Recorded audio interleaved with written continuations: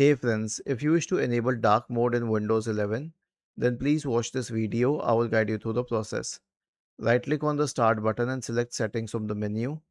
Go to the personalization tab on the list on the left hand side. Select background in the right pane. Now you will be able to change the background to a darker background, but for that you'll have to go to picture and then select a darker background.